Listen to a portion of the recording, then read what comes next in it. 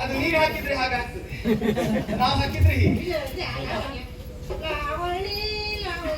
ಏ ಲಾವಣ್ಯ, ಒಂದೊಂದೇ ಅಕ್ಷರ ಬಿಡಿಸಿ ಹೇಳ್ತೇನೆ. ಲಾ ನ್ಯ. ಅದು ನಾವು ಮಾಡಿದ್ರೆ ಮಾತ್ರ ಚಂದ, ನೀನು ಹೀಗೆ ಮಾಡಿದ್ರೆ ಅದು ಅಲ್ಲ ಇದು ಅಲ್ಲ ಅಂತ. ಲಾವಣ್ಯ ಇವ ಯಾರು? ಇವನನ್ನು ನೋಡಿದ್ರೆ ಬಸವನ ಹಾಗೆ ಕಾಣಿಸ್ತಾನೆ. ಇವ ಎಲ್ಲೇ ಬಸವ? ಗೋರಿ ಬಸವ, ನೀನು ಗೋರಿ ಬಸವ. ಹೌದು.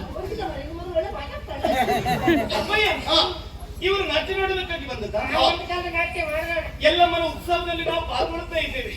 ನಮ್ಮ ಜೊತೆ ಸೇರಿ ಕುಣಿದಾಡುವುದಕ್ಕೆ ಬಂದದ್ದ? ನನ್ನ ಗೆಳತಿ. ಅವಳ ಹೆಸರು ಸಂಕ್ರಿ.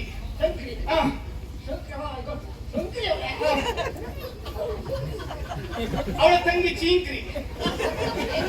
ಹೌದು, ಅವಳ ಸಂಕ್ರಿ, ಅವಳ ತಂಗಿ ಚೀಂಕ್ರಿ, ನೀ ದೊಡ್ಡ ಪೋಂಕ್ರಿ.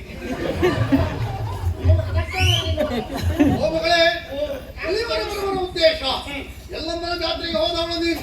ಯಾವಾಗ ಬರ್ತೀಯೋ ಆ ಪರಮನಿಕ್ಷಣೆಯಲ್ಲಿ ಇದ್ದವ ನಾನು. ಗೊತ್ತಾಯ್ತಪ್ಪ, ಎಲ್ಲಮ್ಮನ ಉತ್ಸವ ನಡೀತಾ ಇದೆ, ಮಾರಿ ಹಬ್ಬ ಆಗ್ತಾ ಇದೆ. ಮಾರಿಗೆ ಒಂದು ಕುರಿ ಕಡಿಬೇಕು ಅಂತ ನೀವು ಹೇಳ್ತಾ ಇದ್ರಿ. ಈಗ ಬಂದದ್ದಿದೆ ಕುರಿ ಅಪ್ಪಯ್ಯ.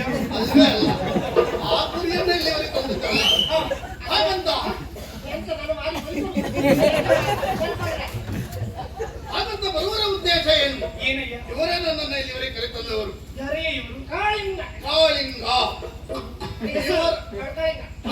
ಹಾಗಾಗಿ ಇವರ ಮಗನ ಸೇವೆ ಮಾಡುವುದಕ್ಕೆ ಒಂದು ಹೆಣ್ಣು ಬೇಕು ಎನ್ನುವುದಾಗಿ ನನ್ನನ್ನು ತಿಳಿಸಿದರು. ಸರಿ, ಹಾಗಾಗಿ ನಾನು ಅದಕ್ಕೆಲ್ಲ ಒಪ್ಪಿಕೊಂಡವನಿದ್ದೇನೆ. ಅಂದ್ರೆ ಹಾಗಂತ ಅವರಲ್ಲಿ ಹಣವನ್ನ ಪಡೆದವನಿದ್ದೇನೆ. ಹಾಗಾಗಿ ಅವರ ಸೇವೆ ಮಾಡುವುದಕ್ಕೆ ನೀವು ಇಲ್ಲಿಂದ ಹೊರಡಬೇಕು. ನಾನು ಅವರ ಜೊತೆ ಒಳ್ಳೆದೊಳ್ಳೆದೋ ಜೀಯ